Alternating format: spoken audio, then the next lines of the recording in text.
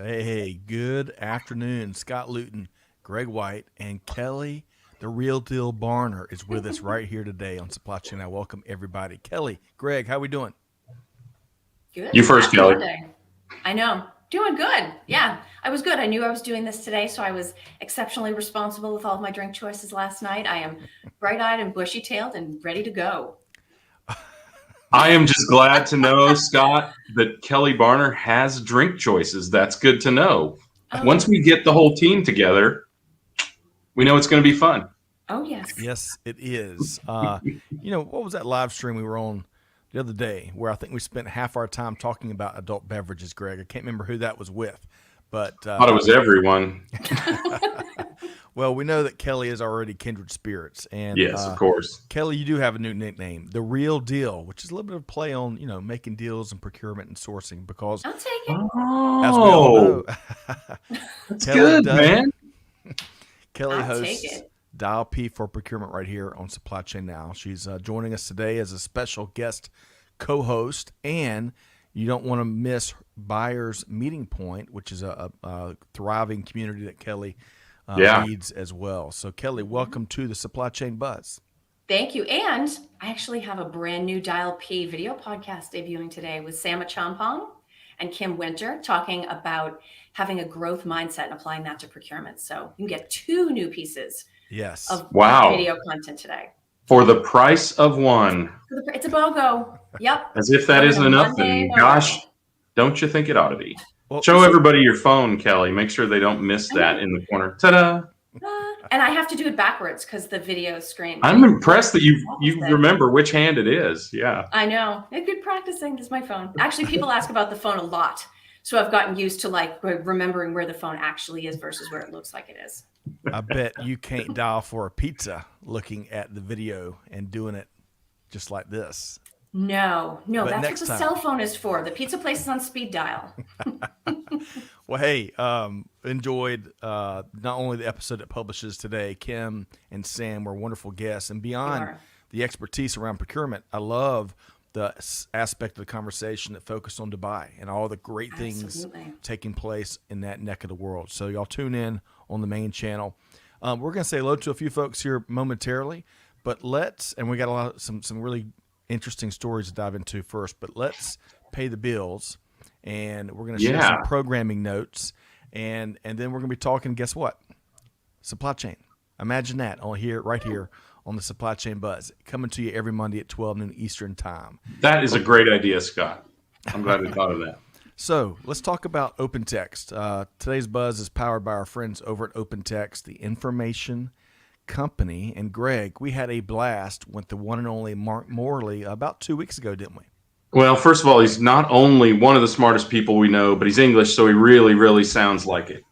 And yes, it is always great talking to him.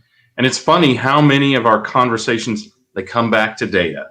Why can supply chain advance so quickly these days when it has been stagnant for so long? And it really comes back to data, the wealth of data, the robustness of that data, and being able to corral and clean and use and share all of that data. So yeah, I mean, what these guys have been doing at OpenText, a long time ago, it started with EDI documents, right? You remember those, Kelly? Right? 850s and 852s and all of that stuff. Advanced shipping notice, ASNs, all of that stuff. Gosh, what a pain. But it's evolved evolved, and that was the extent of data communication between companies, but it's really evolved into so much more. And I think this digital backbone concept that we talked about with Mark is really, really powerful. Get your own house together, start sharing and receiving from your trading partners. Powerful stuff. Agreed. And one of the biggest companies that a lot of folks have never heard of. So you can learn That's more true. at opentext.com. That's why they're down there. And Right. about Greg and Kelly. Kelly, as you were kind of reviewing that episode, I think you stumbled across a quote that maybe you weren't expecting. I was not. I mean, you guys talk a lot of real life examples in these conversations. I was not expecting to learn so much about gnomes, that not only do they come from a specific part of Germany, but apparently there's going to be a shortage. And the only responsible thing to do is to start hoarding Hoarding Hoarding garden gnomes. gnomes. Yes, That's right. The garden hoarding gnomes. gnomes. Who would have thought? Which, by the way, could impact my opportunity to landscape over the next few weeks. Don't mess with Vicky and Greg's landscaping That's right. business. All right. Yeah. So so big thanks to our friends at OpenText for powering today's episode. Let's talk about a few other things here. Opportunities abound for sure. So June 8th, we're going to be talking real practical supply chain innovation with our friends at Transplace. Y'all come out and join us June 8th at 12 noon. And then, Greg, we're getting limber, getting our golf game ready because we're going to be talking with Ping. And rather than golf, because I don't want to talk about my golf game with anyone, maybe I'll defer to Clay. I hear Clay's a scratch golfer, Greg. Is that true? Is that true? I don't know. Gosh, I hope that's not true. I hope I haven't inadvertently bet him money on golf. He told me he could drive the ball 400 yards. Yes. I know he didn't say that. Well, hey, so fun aside, Ping, there's a huge demand for golf clubs in the pandemic, right? It was one of the things that we could do at least some of the times. So, of course, supply chain transformation was the name of the game. So join us on June 22nd. As I look forward, I don't know about you, Greg, I look forward to kind of learning more about the golf club supply chain, some of the transformation taking place in that space. Yeah. So, my wife is from Phoenix, Arizona, which is where Karsten Solheim started Ping. Highly engineered golf clubs. He did the casting instead of forging of clubs, which made them much more playable. I only play with Ping irons myself. And I'm a huge fan. And of course, another tie to the Valley of the Sun, Phil Mickelson, the oldest winner of a PGA major tournament, won the PGA championship yesterday in stunning fashion. I mean, it was actually golf worth watching. So, and he has the most unique thumbs up. Yes, you don't get the full thumbs up. You get kind of a. Well, but do you know why? Because when he does the thumbs up, you can see how far back his thumb curves. Because he did do one where he had it all the way up. He has incredible agility or that genetic curve in his thumb. Well, what I was astounded by, beyond his grinding it out, right? Folks half his age would have a hard time grinding it out, so that was impressive. But man, some of those drives when he flew past Brooks Koepka, we're talking like 75, 80 yards. It was remarkable. Yeah. It really was. Yeah. So good to see everybody kind of back in it. I know we're all. That was as encouraging as anything. I mean, first of all, you could tell the fans were really excited to be back, and they were back in mass. I mean, Brooks Koepka may literally have had to fight his way through the crowd. Although I would not want to be in a fight with Brooks Koepka unless he was on my side. So if y'all can't tell, we had a little bit of fun watching the PGA Championship yesterday and watching it to its conclusion. But come check out the business side of golf and Ping, one of the biggest names in the game, and along with our friends at John Galt Solutions on June 22nd for this free webinar. Okay, let's see here. On a much more serious note, we're still proudly supporting these efforts at viapod.org and our friends at Vector Global Logistics to help get supplies, much needed supplies, over to our friends in India. If you haven't yet, be sure to check out either viapod.org, where every dollar is going to what's needed, or shoot a note to india@vectorgl.com and find out how you can jump into the mission. It's as much about food as it is about PPE and that sort of thing, right? Because there are so many people in that culture who make their money today to buy their food tomorrow. So that's right. And that's all they've got. So with the economy down, that's had a big impact on people. So give. Excellent point. Till it feels good. Excellent point. Okay, really quick. Kelly, always a pleasure to collaborate with you on This Week in Business History. Loved your episode last week, might have been a week before. This week, the one we published today, and you can find this at This Week in Business History, wherever you get your podcasts from, the mother of modern management. And yes. Greg and Kelly, do y'all know kind of the main thing that made her the mother of modern management? Peter Drucker's mother? I don't know what. Kelly? I know she focused on the difference between delayed incentives or indirect incentives and direct incentives. Oh. So, great answer. Both Close, of y'all, partial great credit. answer. Is generally speaking, very generally speaking, her focus on people, right? At the time, if you think of early 20th century, massive gains were being made in efficiencies, but oftentimes it came at as a detriment to the people, right? There was a lot of workforces being taken advantage of, and she really changed the game, which was a big differentiator in this husband-wife team that developed the Gilbreth system. And in fact, one last note is her husband passed away at an early age in 1924, I think it was, and she went on to work until she was about 90 years old and made a huge, massive impact. Also, she invented, if you've ever enjoyed this, Greg or Kelly, the pedestal garbage can. That was her. The Light foot pedal. switches. Yeah, the foot pedal. That's right. Yeah. Oh, really? She did. Wow. So and that's just probably like a real recognizable thing. She had a massive impact, and of course, Oh, and 11 children she put through college. Just yes, saying. which is why she had to work till 90. And why she passed away almost immediately after retiring. That's right. That's right. Well, hey, check out the story about Lillian Gilbreth. I promise you'll learn some things you didn't know wherever you get your podcasts at This Week in Business History. And then finally, let's see here.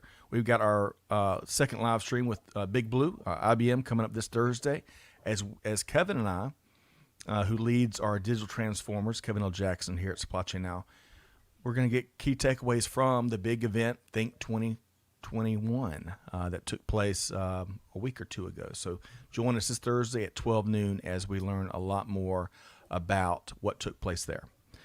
Okay, so Greg and Kelly, I'm going to pause for a minute because we're about to dive into some headlines really quick. But I want to give y'all both a chance to, did I miss anything? Did I miss any jokes?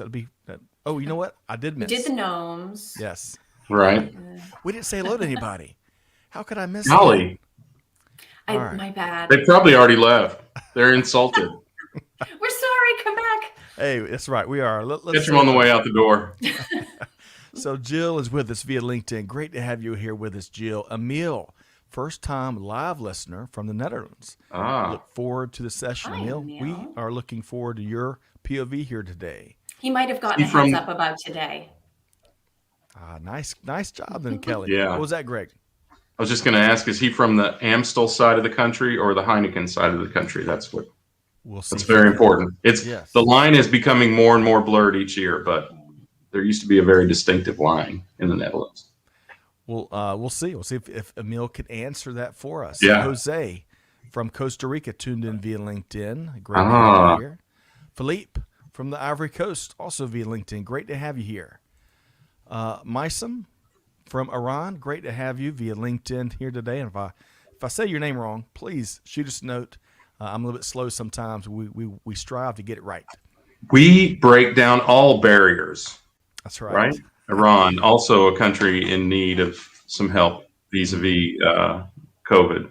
Excellent point there. Samina from Canada via LinkedIn. Great to have you here, Samina. Our dear friend Sylvia Judy, the jam maker extraordinaire. We've gotten so much traction out of that joke, Greg. All things jam, preserves, you name it. She says, greetings from Charleston. Anyone Sylvia Jam Judy. That's right. Anyone catch the PGA? It was amazing to see a 50-year-old lefty bring it home. Agreed. Yeah. That the lefty was as important to me as the 50 part, right? But I wonder if Sylvia was there. Maybe she can share. Maybe Phil had a little bit of that delicious blackberry jam. That probably put him over the top. Oh, Tom Rafter, great to have you here, Tom, via Sevilla, Spain. Great to see you, Tom. Celine from Kenya via LinkedIn. Great to see you, Celine. Shabir from India. Hope this finds you well. Mohib is with us, Greg. Yes. Hold on. I'll be right back. I got yet another shocker gift. This is a very rare pin for Wichita State's 125th from Mohib. So thank you, Mohib. And he and I are, we're plotting a visit to Wichita to talk to the folks at Wichita State and an incubator that I work with there with a number of startups in Wichita. So outstanding. Love that. Air Capital. great time of year to be in Wichita, June. Yes. Hey, look here. Todd Craig, TC Holy is with us. mackerel. Check He it has in. surfaced. Welcome back. Great to see you, Todd. Hope this Yeah. finds you well. I'm not wishing your Todd any help, though. Y'all have been dominating lately, breaking my heart. But great to see you here, Todd. Emil says on the Heineken side, but he's more of a Hertog-Jan. okay. Yeah, man. Wow, he likes really good beer, is what he's saying. Catherine is with us. Great to see you, Hello, Catherine. Catherine. It's been too long. Great to see you via LinkedIn. Let's see. Anna McGovern, who was on the first episode Wow. of Dial P. Great to see you, Anna. Hope this finds you well, and I understand they're continue to grow at the Food Bank of New York City. It's great to see. And then Philip, our dear friend Phil, is with us here today. Phil Addison with the Art of Procurement. He says English accents. I'll second that, Greg. Can you say it like Phil, Greg? I can't. No. No, in fact, I've been binge watching the Graham Norton show, which, by the way, is hilarious. What they can't say on the BBC that they have on YouTube is hilarious. And I'm truly impressed by some Americans and their faux English accents. I'm also truly stunned by the people I had forgotten were English when they open their mouth, like Matthew, I can't remember the actor's name, from The Americans. So I don't know if you've watched The Americans, but the main male actor on that is, I'm guessing, from the North, maybe even Irish. I'm not sure. He's got a very strange accent, but English-ish. Interesting. Yeah. But even that makes him sound smarter. Kelly, do you do a good Phil Addison impersonation? I don't try the accent, but I learn the expressions. And I think my favorite is being as mad as a box of frogs. I actually had to think about what that meant the first time he said it. And then I thought about putting frogs in a box and yep, I get that. So we learned some great expressions. I've also learned a lot about Bradford City football. So Interesting. I'm expanding my knowledge in all directions. I'm gonna completely steal that box of frogs. That sounds like You I should. share at the wrong moment. But welcome everybody. Great to have everybody. Sorry we couldn't hit everybody, but we've got a really interesting conversation teed up here today. So let's dive into, Greg and Kelly, just a few of the headlines. There's so much to talk about. So I want to share a couple of these. First up, cryptocurrency market going crazy. Let's see, Bitcoin plunged to less than 32K on Sunday, which still sounds like a bunch of money. However, it had hit a all-time high of 65K in April. And of course, Bitcoin is kind of like the main crypto that everyone wants to be like in the cryptocurrency markets. And really just about every other cryptocurrency followed suit. So a lot of interesting movements there. But looking at it this morning, it looks like most of them had made some gains back. So that's interesting to see. It's a buying opportunity. Yes. Hey, who wants some great news here in the States? Everyone? Everyone, right? Yes.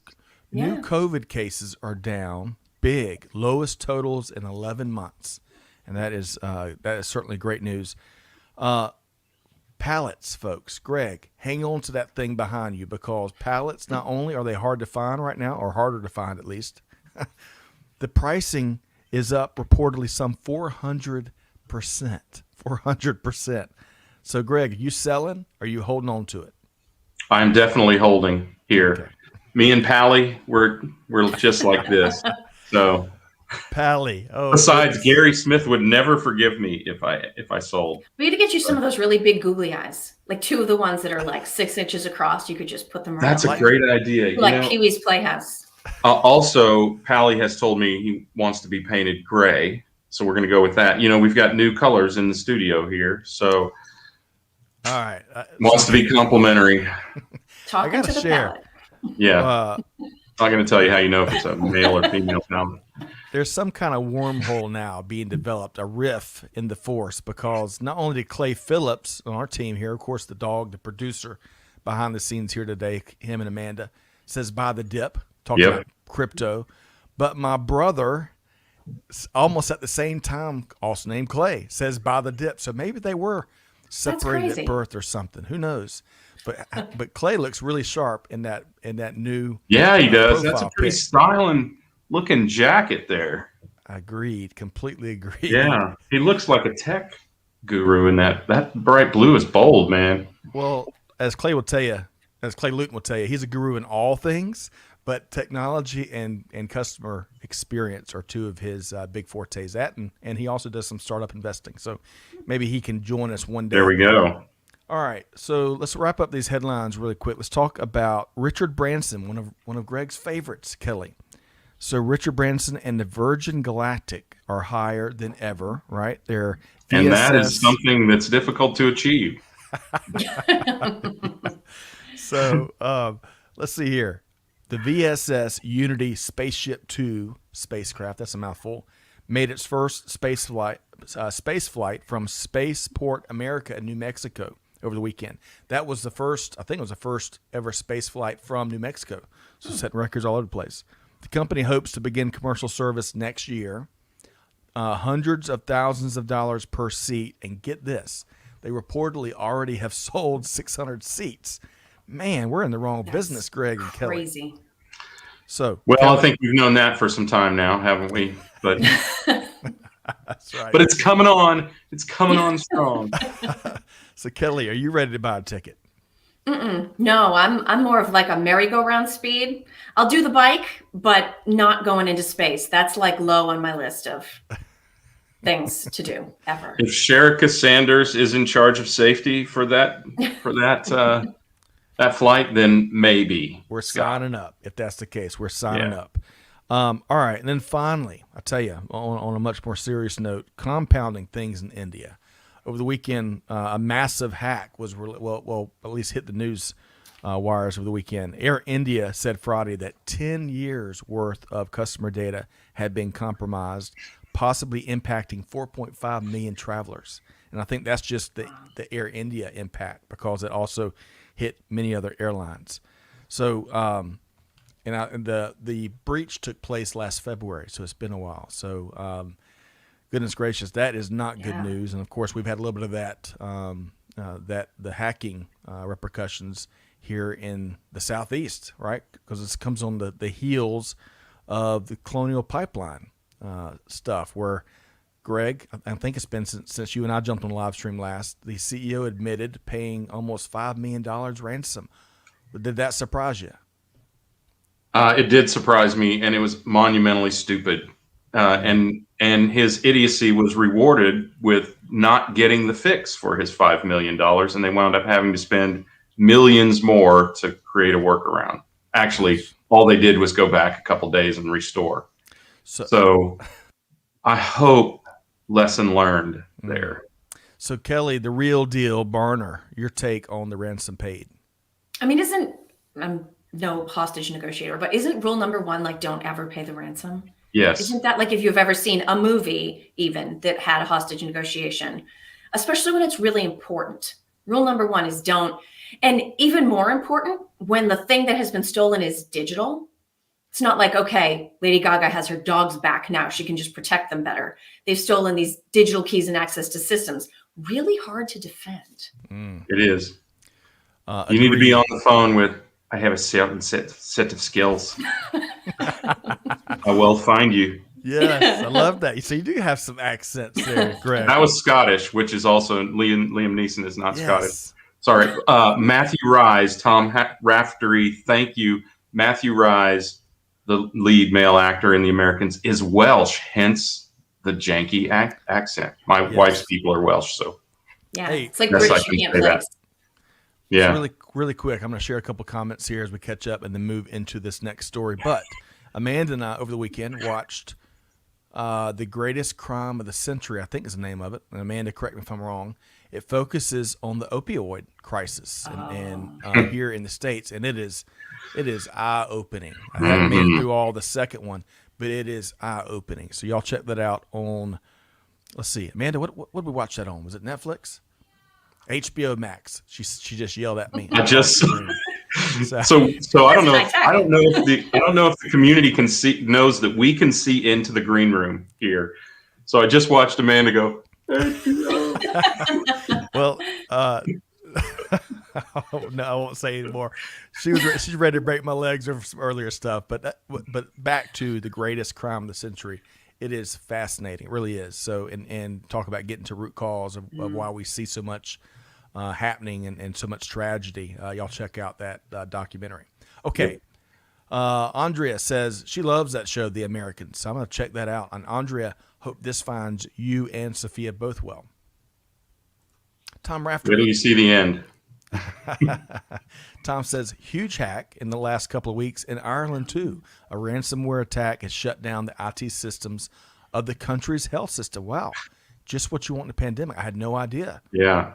That is horrible. Mervin says scams popping up a lot because of that data breach. I think. Interesting. Okay. I wondered where my air miles were going. And Gary Skinner is back with us once again. Gary, great to have you here and looking forward to your POV. Okay, so Kelly and Greg, we ready to move. We're having so much fun talking. I know. Yeah. Let's talk about some news. Okay.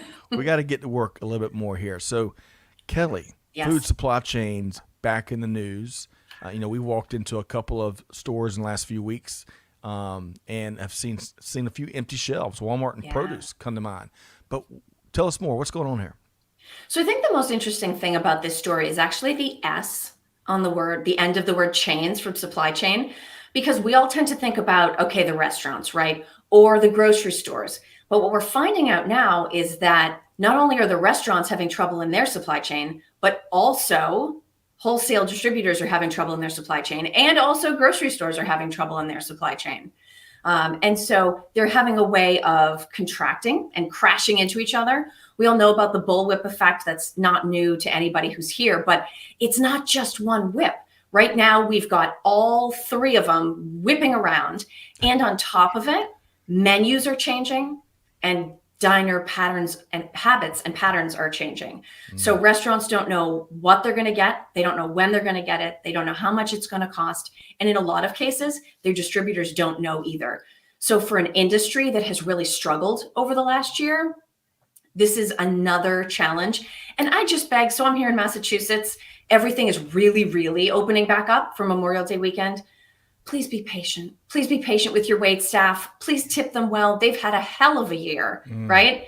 And they don't know when the chicken is going to come, that chicken sandwich you've been waiting a year to have. They're doing the best that they can with the food that they can get. And it's just going to take us a while to work it all through.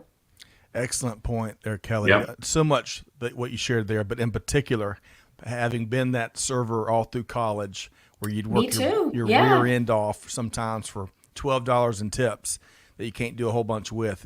Please, extra empathy and extra tips, certainly. Greg, your take. I think, restaurants and distributors in the food wholesale and food service industry make the least money of all of the players in the supply chain. They can't afford to expedite because literally my company built a tool to make food service distributors make money, because unless they hedge their bets forward buy on inventory, most food service distributors make between -2 and about 3% net profit. That's after taxes. Whereas their manufacturers, the providers, the big companies you've heard of, the Bordens, the P&Gs, and whoever else, they make between 8 and 20% net margins after tax. So please take it easy on the people who are making less money. If you want to kick somebody in the shins, kick the producers, and likewise in the shins. But the truth is, look, the labor shortage is a big part of this. It's a huge part of it. What we're seeing is, because I again still work with people in this industry. What we're seeing is a lot of restaurants and a lot of distributors have held back on price increases for months. Sometimes as long ago as last summer, for instance, we talked about the chicken wing shortage and chicken breast shortage. Those prices have been going up since last July, is a report I'm hearing from the industry. And they've just finally reached a breaking point where they went up a few weeks ago. So my 10 wings went from $9 to $14. and then 2 weeks ago went from 14 to 20. And $20 for 10 wings. Yeah. They're delicious wings, and they are the Class A or whatever, the biggest ones, but still. Yes. And Thanks. and yeah, right. And to Kelly's point, I changed my consumer behavior. I got the boneless wings, which are basically chunks of chicken breast, and got 30 for 30% less than the wings cost, than 10 wings cost. So that's the kind of adaptation, by the way, Kelly, in addition to patience, right? Yes. And respect and politeness. You need to think about changing how, where you're going to spend your money, because Yeah. a lot of products have reached that sort of equilibrium in the marketplace. Excellent point. And folks, two of the best in the business, Jennifer Smith and Paul Page, were behind this article that was from the Wall Street Journal that really reported on food supply chains being stretched. I want to pull out this quote here. This is a good one. Mark Allen, chief executive of the International Food Service Distributors Association, says that the startup has been in many ways as difficult as the shutdown. Everybody's trying to turn it on immediately, and the capacity might not be there, end quote. How about that, Greg and Kelly? Kelly, what was your take on that? No, I totally agree. I mean, it's an issue that a lot of the food supply chains shifted over to be able to supply supermarkets because there was more predictable demand there when restaurants couldn't necessarily open in certain cities. But I think to this point about reopening, and Greg, you started to say it, we got to get people in these restaurants to work. We have to get people back to work. We have to stop incentivizing people to stay home. So whether it's the food, whether it's the wait staff, I know in my area, quite a few restaurants have gone out of business. So now not only do you have less capacity in the sense of how many people can fit in each place and serve them appropriately with the amount of chicken wings you can get on your hands, you have the issue is it's, 60, 70% of the restaurants trying to serve the same level of demand. And it's just, it's crazy. You can't get near them. So go out to lunch. Go out to lunch instead of dinner, or do takeout if they'll have it. Well, it's a good problem to have in many ways, right? Versus where we were a year or so ago. But yeah, a lot of supply chain complexities right now in this space. So, but be kind, and tip a lot. Okay, so I want to share a couple of comments here. Let's see here. Pankaj is tuned in via LinkedIn. Great to have you here. Hope this finds you well from India. Brandy, I think she was talking about one of our earlier conversations about. She was, yes, the ransom. Great, that is a great comment. Oh, well, she's an attorney. I missed that Esquire at first. Brandy. I can just hear how that's being said. Someone didn't consult their legal department. Brandy right? Would love. Just like my grandma. So I'd love if you have a little extra expertise that you'd like to share around paying ransoms. I'd love for you to drop that in the comments, and we'll read that later in the program here. And also our friend Nanda, who we enjoy not only our live stream conversations with Nanda, but really enjoy his social media perspective as well. Catherine says, boneless wings are chicken nuggets. Except unlike most chicken nuggets, they are not whipped chicken fat. It's actual real chicken breast. So I don't know if you know that. McDonald's chicken McNuggets used to be whipped chicken fat. That's why they had to advertise that they're using breast meat. So. Clay, Amanda, I need one of those NBC, the more you know slashes going across the screen. We got to get one of those animations. Peter Bollet, all night and all day, is tuned in. He looks like he might be out and about. So he says he's going to catch a replay. Hey, Peter, you've been work. I appreciate the images. Looks like you shared some of your latest projects and a party or so earlier with the team. So hope this finds. Yeah, that was definitely a Costco shop, wasn't it?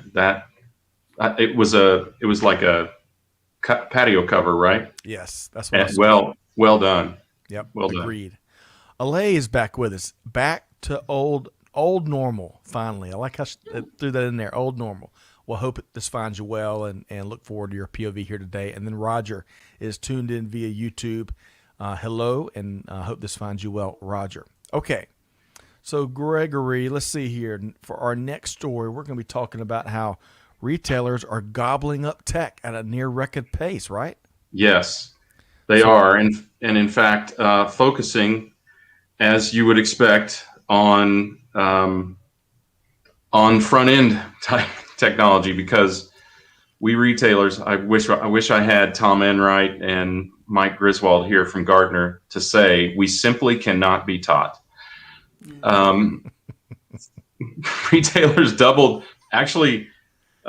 tripled their retail tech funding. So retail being, think e-commerce enablement, shopping, order management, all of that sort of thing, to $28.9 billion in Q1 of 2021.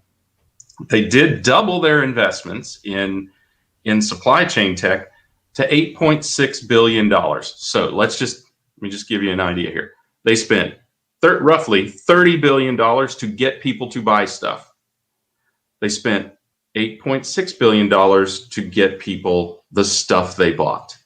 So the problem continues to exist in the industry of properly prioritizing the goods that get the goods or the products that get the goods to the consumer. In fact, I'm going to paraphrase this, but in the article, they said now that companies have got their e-commerce house in order, now they can start thinking about supply chain tech. So let's just I can see the look on Kelly's face. So let's just think about that. Let's just say you have a business. It's not like e-commerce is this thing we're trying out. You have a business and you're going to sell a whole bunch. Now that we've sold a whole bunch, let's go buy some delivery trucks. That's essentially the logic here. And that's the tragedy of it. And those companies are going to be in a bad way, of course, but not atypical. Look, I think companies have to recognize that this is a concurrent investment. If you're going into e-commerce, then also be able to deliver the stuff. Yeah. Right? So. Well, I missed something. What kind of stuff, Greg? I missed my sound. Audio drop. Stuff. What? This thing on? So, again, it's going to take some re-education. And frankly, the re-education for some of these companies is going to be getting their guts stomped out by the consumers. Let's just look at the Peloton example, right? They sold the hell out of those bikes. They either couldn't deliver them at all, or they paid hundreds of extra dollars per unit, crushing efficiency in terms of delivery and profit in the meantime. So what exactly is the point? We have to start to focus in supply chain generally, but particularly in retail, on agility, responsiveness, and resiliency, rather than just driving demand in the door. Because as we've said, the supply chain is what delivers on your brand promise. It's what delivers your brand equity. Yeah. Excellent Well, and point. shout out to Clay Luton on this one, right? This is the customer experience. If I place an order last week, even in addition to agility and efficiency, how about predictability? This all was kind of fine when we were stuck at home, but now we're going away for the weekend. We're not stuck at the house anymore. I want to know, do I need to stop my mail, have a neighbor come by? I'm not going to be real happy if the thing that I waited for 2 weeks that should have taken 3 or 4 days to deliver shows up the day I've finally gone away. And for more and more people, that's going to happen. Yeah, that's a really good point. And it's going to be hard to catch up because disruption in terms of demand is going to continue because people are going to be taking off. They are, now that they're free to go see their family or free to travel or whatever, they are going to be taking off. And a lot more people are going to be going back to work because now the government is taking away a big portion of the dole. I think 17 states in the U.S. have declined as of June 1st, have declined the additional federal pandemic unemployment assistance. Right. So people in 17 states better start seriously looking for a job because now you're obligated to look for a job to get unemployment, and your pay just got cut by at least 33%. Wow. Well, hey, a great article here. Of course, our friends over at Supply Chain Dive do great work. Maria Montero's one of their associate editors, is kind of the basis for this conversation. So y'all check out, if you're looking for great information, check out Supply Chain Dive. Okay, you mentioned Peloton earlier, Greg. Yes, I did. One of y'all did. So over the weekend, as we're watching the Braves, and the Braves have won 3 games in a row at the detriment to the Pittsburgh Pirates. And so, of course, we get tons of Peloton commercials, and they clearly know their customers, because after watching all that hard work and the sweating and lifting weights and working and getting up early in the morning to jump off and burn 5,000 calories, looked at the man and said, well, I know that is not for me. So they clearly know they know their market and they know it well. Okay, I got to share a comment here. Tom Raftery says, too much information, Greg. He probably means the chicken nuggets. Yeah, I probably could have gone without the what was that movie? Super Size Me, without the Super Size Me description. That is true. Yeah, that is true. Yeah. Let's see. Apologies to anyone that might be eating lunch right now. So Brandy says, and this is our resident attorney here, we're talking ransom. She says she's not an expert in ransomware by any means, but I would expect all attempts to recover the data be exhausted before considering any payment. Great point there. Brandy, you ought to be running a company. Yes, that's right. And Clay says the expectations have changed from a customer experience standpoint. Completely agree there, Clay. Excellent point. And great mention there, Kelly. Okay, so let's see. I got my Braves reference in. We talked about Pelotons. We talked about gnomes. We talked about chicken nuggets. What have we not touched on yet? I know, Greg and Kelly. We've got a really big event that's close to launching on December 8th that we want to kind of chat about, right? Maybe a little. Just Are we ready? Are we ready to talk about this? I can't wait to hear about it. So that's a good thank you for checking in, Kelly. That's an important thing to check in, because I want to make sure before we do make a hard shift to talk about this event. Anything else that y'all would like to mention from all those topics I just checked off? Kelly, you first. Kelly, come on. I know you got more. Go for it. Okay, so I just want to admit I have a redneck Peloton. That's my own terminology I'm coming up with. It's an iPad strapped to a spin bike. So you just pay for the digital. I didn't actually have to buy the bike, and that worked. So listen, if you don't have the bike, if you can't get them to deliver the bike, or you're afraid of the treadmill, which is a good thing, just do the digital. So while you're hoarding your gnomes, you can just do Peloton digital. It works just as well. Can you do it while you're eating chicken wings? Really expensive chicken wings. You could, but it would be gross with the whipped chicken fat in the Peloton. Okay, all right. I'm so Bad sorry. customer experience. I'm so sorry that I brought that up. One of my favorites. So as a kid, and Clay, if you're still with us, you might remember this. We would take big family bike rides through Aiken, South Carolina, with grandmom and granddad on like the banana seat 1970s. Bikes, yeah, Western Flyer, baby. Yeah. Yes, that was just the best experiences, and it reminds me, I've got to buy my kids some bikes so we can do the same thing here. So Kelly, we'll steal some tips from you, the expert. Okay. Oh, yeah, These absolutely. are not those kind of bike rides. Oh, they're not. It's funny you mentioned the redneck version, if that's what you want to call it, but there are alternate brands out there that do exactly the same thing. Yeah, Echelon. Yeah, that's the one. Yeah. Costco sells that one, I believe. And yeah, what a brilliant idea to just and there are other services out there that can provide you with that interactive experience, right? Oh yeah, absolutely. Although I do have to say, total credit to the Peloton spin class leaders. They're amazing. And there were days of the really tough lockdown. Those 30, 45-minute sessions were literally what got me through the day. So you are paying a premium, but it is for a premium service. It's amazing. Yeah. Well, so Catherine says we have derailed with the nuggets, and she is here for it. I love that. Tom says Peloton and Pale Ale is the perfect recipe. That's my boy right there. Mohib keeps us grounded on business, which is why we're here. He's talking about paralysis by analysis on big, huge data comes to mind. That's a great point. Yeah. And Clay, backing me up, says, I remember an orange glitter-covered banana bike. Mine was silver. So, yeah, I had a purple Western Flyer and a silver banana seat. I even had the steering wheel on it because that was big in the 70s, which you guys weren't alive then. But the steering wheel was the big thing. And then I also had the ape hanger handlebars. Yes. Well, this one had the gear, instead of the gear being where they typically are. Yeah, it was down the bars. It was on the center. It was literally a gear that was on the center rail. But So the anyway, seat I was always glittery? wanted one of those. I could never afford one with gears, man. well, let's all right. So enough of the memory We lane have derailed. stuff. Yes. So folks, we have been building with Kelly and Greg and Amanda and Clay, the whole team, really the Supply Chain Now, the Art of Procurement, who Phil is with us here today, and Buyers Meeting Point, of course, which Kelly leads.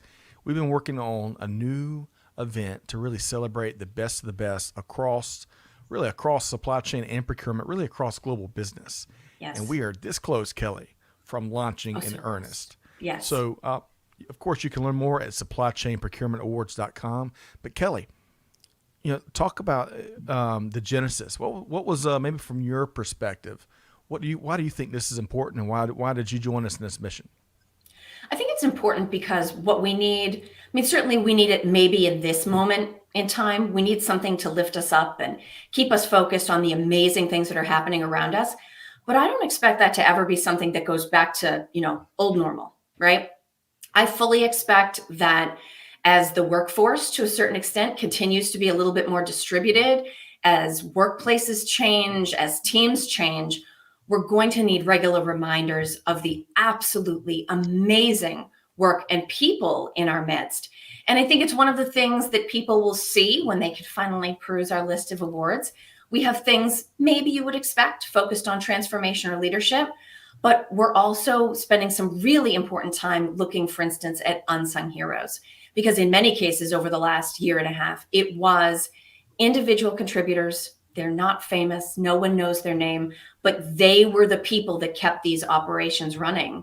And for me, there's one conversation that comes to mind. I'm not going to share details because I don't necessarily have permission, but someone with a very interesting role in supply chain who said to me, I'm just a guy who moves boxes from point A to point B. And if I explain to you what he was moving in those boxes, the statement hit my heart.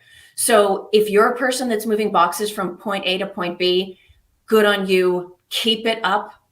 Recognition is coming. Yeah, excellent point, Kelly.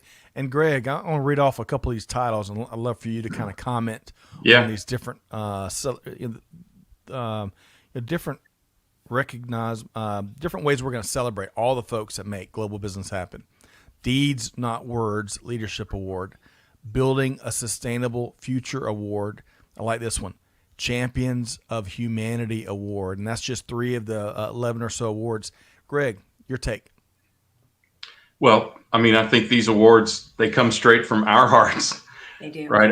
Deeds, not words. Who says that on the planet more than Scott Luton? And I think, we're trying to reward people who are really making change, not just speaking about change. And then, of course, Enrique and all of us really care about human rights and sustainability and all of those things. So really, we just sat down and kind of thought about what are the things we want to reward in supply chain. Of course, supply chain excellence is astounding, and there are awards for that as well. But, there are some recognitions that should have come to the industry. We feel like that in some cases they haven't come fast enough to the industry. We believe we have a new, more modern, a more modern and broader view of supply chain than we have been taught ourselves as supply chain practitioners. And we want to share that with not just the industry. This isn't a self-congratulatory show. We want people from outside the industry, not just supply chain professionals, but people who are in retail and people who are consumers and all the people impacted by this to realize the value of supply chain and to be able to understand in some way and celebrate the greatness of it. I agree with you both wholeheartedly. And I would just add that we do want this to be a vehicle that not only raises the standard for recognition across global business, but we also want to use it as a means of bringing more visibility to human slavery and trafficking, which supply chains around the world can do something about. So we're not quite ready to announce it just yet, but we have a big partner that will be our nonprofit partner for the events. We're going to be not only providing monetary benefits for this nonprofit. It's doing outstanding global work. But of course, the big thing we can do, because you give from what you have, is give them and what their mission and their stories and their case studies and why it's important and why we're only getting the tip of the iceberg in terms of this massive problem we have when it comes to slavery and human trafficking. We want to give visibility and airtime to that throughout the whole cycle of this awards process. So stay tuned. We've got a lot more coming. But hey, the easiest thing to do, Greg and Kelly, really the easy thing folks can do now is if you go to supplychainprocurementawards.com, you can go ahead and add yourself to the coming attractions email. Of course, registration, nominations, all of that stuff is coming, and we'd love for y'all to be a part of this global, truly sponsorships. By the way, of which a huge portion of the sponsorships is going directly to the charity. So, absolutely, great call out there, and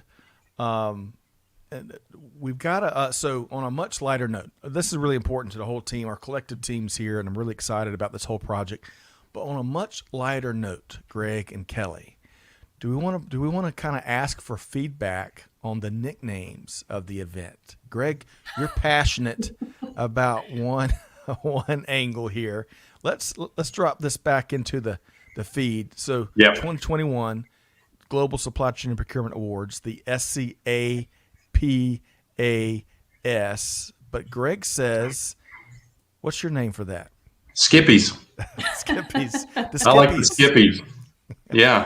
Like Skippy, the name, right? But the Skippies. So we've got the Oscars, which are really the Motion Picture Academy Awards, right? The MCAPAs.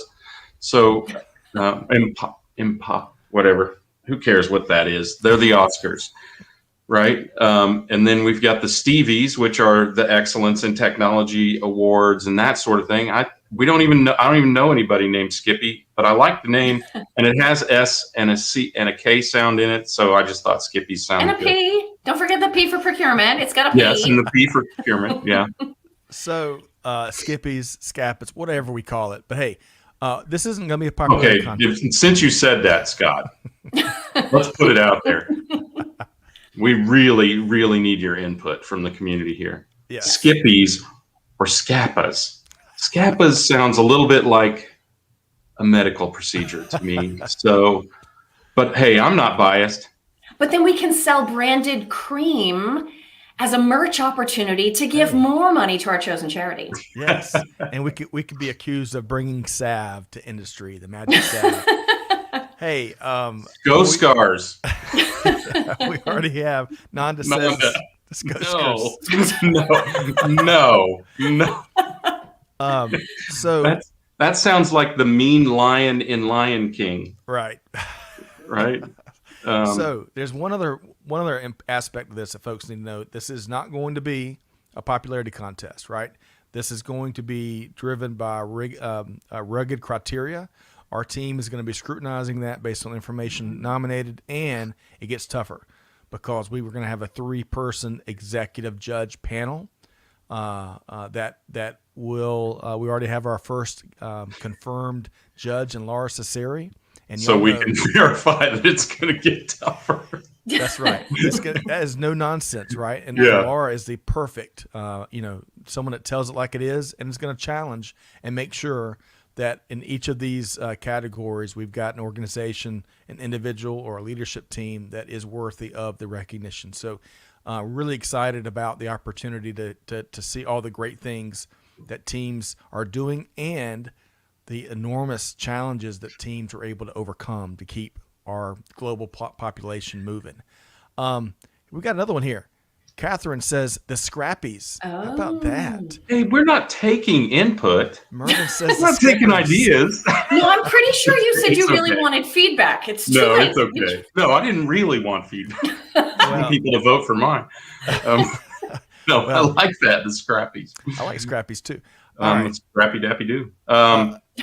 Hey, I think one more thing to point out here is that we have been very conscious about bridging the divide between supply chain and procurement here. And it's very important.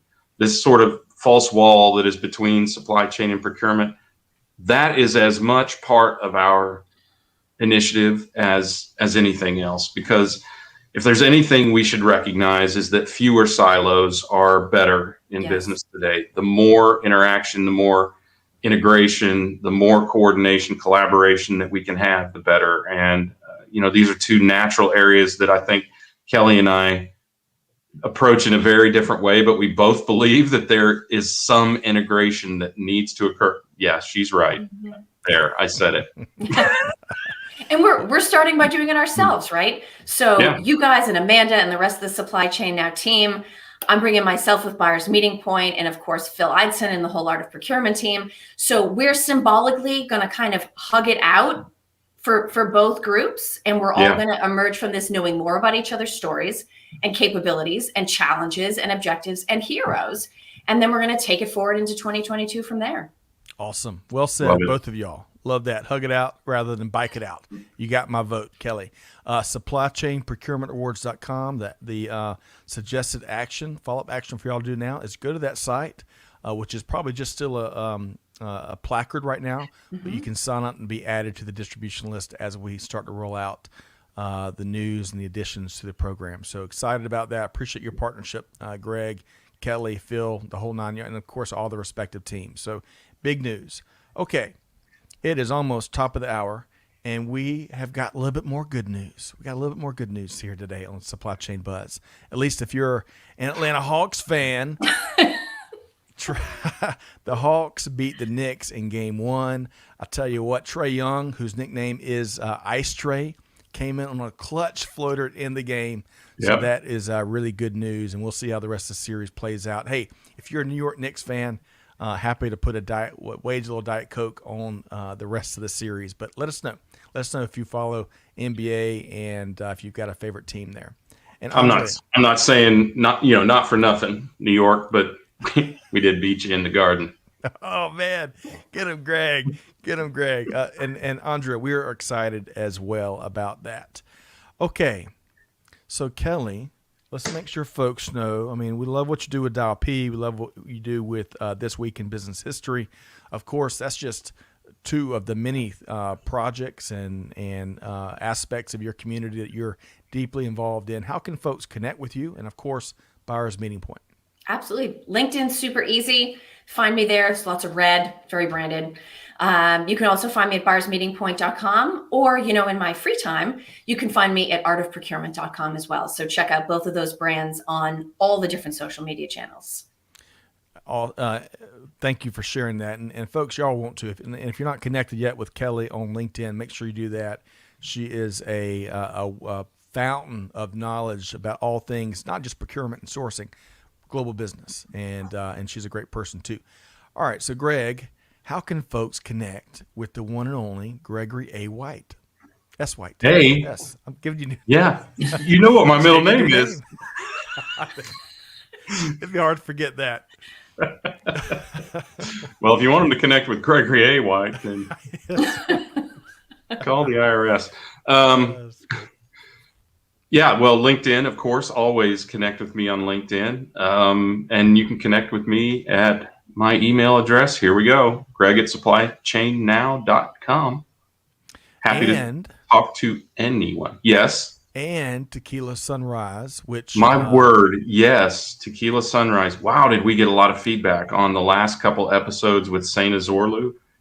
That's exactly what we're trying to achieve, is educating investors and educating founders and educating people in the supply chain industry about technology and its impact. So that was a great one. And we've got another great one coming up. You don't know Jack.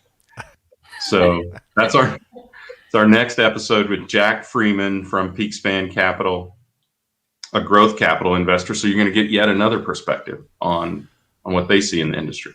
So on this note, I'm going to surprise Greg. Yes, I had not mentioned this to him yet. But, all three of us here, all of our respective organizations are very supportive of our veteran community. And one of the things I wanted to do as we continue to find ways to give forward to my fellow veterans is, there's a lot of veterans that are in the startup space or considering the startup space or considering being an entrepreneur. Hey, if you're interested in a kind of a private or at least a small group and a Q&A session with the Wizard of Wichita, which is the one and only Gregory S. White. Hey, shoot me a note. Shoot Greg a note, or Amanda here, Amanda@supplychainnow.com. Yes. We're looking of just forming a small little group and pinning Greg down, which isn't hard to do, for him to share some of his experiences and what you need to know especially if you're a veteran looking to do it. So if you're interested, reach out, and we were going to make that happen. Okay. We need to get Chris Lee involved in that. So he's awesome. a former, well, always a Marine, right? But retired Marine and supply chain tech advisor. So let's get him involved in that too. Oh, I love it. Chris Lee, step up. That's right. We'll do that. We'll do a date, and then we'll specifically for veterans or veteran spouses or maybe veteran families. We'll figure out a way to make sure. Yeah. So Clay brings us back down to earth right before we wrap up here on the Supply Chain Buzz. In typical Atlanta sports fashion, he says, since the Braves and Hawks had a good weekend, and they did, Julio Jones, one of the best wide receivers in the history of the sport, publicly requested a trade today. Clay, you're bringing me down, man. How about that, Greg? My first thought is, do the Chiefs have enough salary cap for him? But I doubt it. Gosh, the Chiefs don't need any more talent, man. There are going to be rookie wide receivers being cut all over the NFL. He just struck fear into the hearts of every sort of middle tier wide receiver with that statement.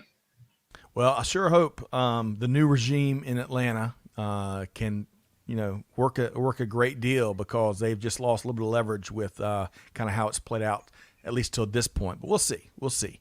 Emil says, great session. Thanks again, Kelly, for pointing it out. Look forward to the Skippies, he says. Emil, you lost me. What are you doing? Thanks, Emil. Loyalty. Come on. Oh, gosh. Thank you. Hey, sometimes, we have to have a little bit of marketing savvy, even in supply chain and procurement here. Agreed. So I'm just going to repeat we'll still go with the Skippies. I just want to repeat this one more time. Scapas or Soscars or whatever. And also Nanda. Come on, Nanda.